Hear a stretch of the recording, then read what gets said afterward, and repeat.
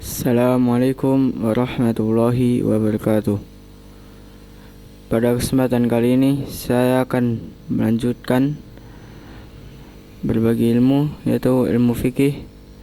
Dan pada kesempatan kali ini saya akan menerangkan tentang al-am dan al-khas. Alangkah baiknya sebelum memulai video ini, jangan lupa tekan tombol like, subscribe, dan jangan lupa nyalakan lonceng notifikasinya agar kalian dapat pemberitahuan ketika saya mengupload video baru. Yang pertama yaitu yang akan kita bahas yaitu tentang al-am dan al-khas. Al-am dan kaidah-kaidahnya.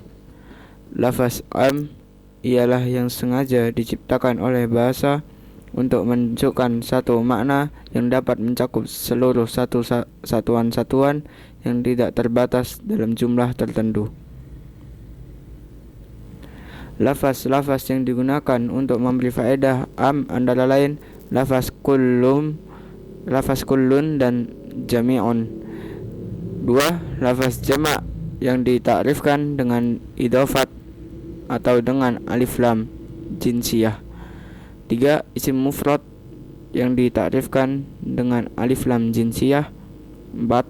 Isim mausul seperti alladzi, alladzina, allati, allai, ma dan lain sebagainya. Yang kelima yaitu isim isyarat seperti man, ma, dan ayyuma. Yang keenam isim istifham.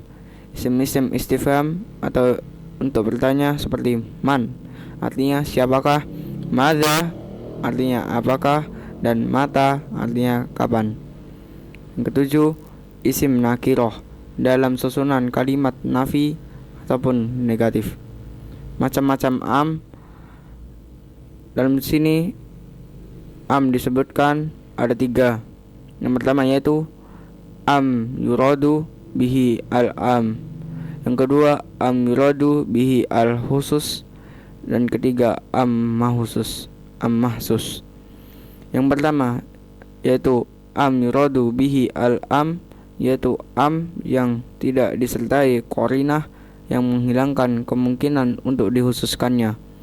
Yang kedua yaitu am yuradu bihi al-khusus, yaitu am yang disertai qarinah yang menghilangkan arti umumnya dan menjelaskan bahwa yang dimaksud dengan am itu adalah sebagian dari satunya. Yang ketiga yaitu am mahsus, yaitu am mutlak, am yang tidak disertai qarinah yang menghilangkan kemungkinan dikhususkan dengan menghilangkan keumumannya pada kebanyakan nas-nas yang didatangkan dengan siwat umum tidak disertai qarinah, sekalipun qarinah lafziyah tertulis, akliyah dalam pemikiran, ataupun urfiyah adat kebiasaan yang menyatakan keumumannya atau kekhususannya. Lafaz-lafaz am semacam ini adalah jelas menunjukkan keumumannya selama tidak ada dalil yang mengkhususkannya. Yang B, kaidah am. Di sini ada 2 kaidah. Yang pertama yaitu al-ammu umumu samuliyun wa umumun al-mutallaq badaliyun. Yang kedua al-fi'lu al-mithbah idza kana lahu aqsam falyas bi'ama fi aqsamah. Yang ketiga yaitu al-ibrah bi'amum al-lafdu la bakhus as-sabab. Yang keempat al-maqtat la amuma lahu. Yang kelima hadaf al-ma'mul yafidu al-amul. Yang keenam dakir ba'da ifrat al-am bihukmihi la yahsisih. Yang ketujuh, al-am ba'da at-tahsis hajah fil baqi. Yang kedelapan, al-khotab al-khos biwahad min al-amah yafidu al-amum hatta yadullu al-dalil ala al-khusus. Yang kesembilan, al-amal bil-am qabla al-ba'th anil mahsos la yajuz. Yang kedua yaitu ada khos, tahsis, dan macamnya. Lafaz khos tahsis ialah lafaz yang diciptakan untuk memberi peringatan, pengertian satu satuan yang tertentu, baik menunjukkan pribadi seseorang seperti lafaz Muhammad, atau menunjukkan macam sesuatu seperti lafaz hayawan yang berarti hewan, atau menunjukkan benda konkret atau abstrak seperti lafaz ilm yang berarti ilmu, dan jahal yang berarti kebodohan seperti lafaz-lafaz yang diciptakan untuk memberi peringatan banyak yang terbatas seperti lafaz salasah 3, mi'atun 100, jam'un seluruhnya, dan fariq kelompok. Hukum lafaz khos. Lafaz khos dalam nas syara' adalah menunjuk kepada dalalah qat'iyah terhadap makna khusus yang dimaksud, dan hukum yang ditunjukkannya adalah qat'i, bukan hani. Selama ini tidak ada dalil yang memalingkannya kepada makna yang lain. B. Macam-macam khos. Khos di sini dibagi menjadi 6.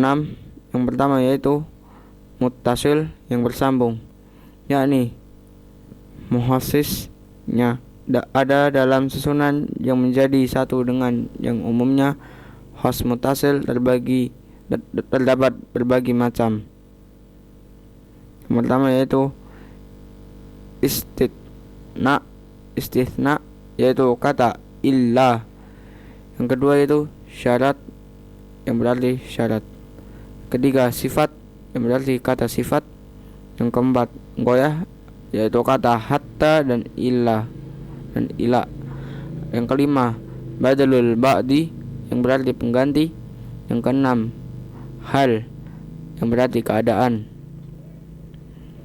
Kedua yaitu munfasil yang terpisah, yakni muhassisnya terdapat pada tempat lain, tidak bersama dengan lafaz yang umum. Khos munfasil juga terdapat berbagai macam. Yang terdapat 8. Yang pertama yaitu tahsis al-kitab bi al-kitab. Yang kedua, tahsis al-kitab bi al-sunnah. Yang ketiga, tahsis al-sunnah bi al-kitab. Yang keempat, tahsis al-sunnah bil sunnah. Yang kelima, tahsis bil qiyas. Yang keenam, tahsis bil aql. Yang ketujuh, tahsis bil his. Yang kedelapan, tahsis bil syiaq. Dan yang selanjutnya saya akan membahas tentang mujmal dan mubayyan. Yang pertama itu pengertian.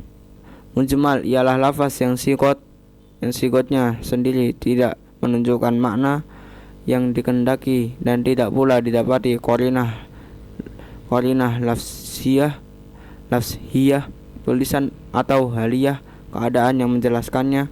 Jadi setiap lafaz yang tidak dapat difahami maksudnya dengan sendirinya, pula tidak disertai qarinah yang dapat menyampaikan maksud tersebut, dinamai mujmal.